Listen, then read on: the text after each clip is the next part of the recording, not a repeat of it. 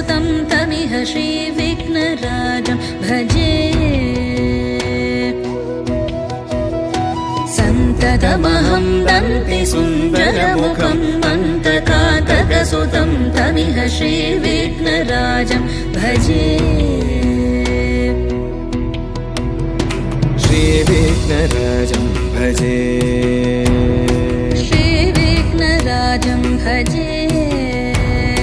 श्रीविघ्नराजं भजेऽहं भजेऽहं भजेऽहं भजे तमिह श्रीविघ्नराजं भजे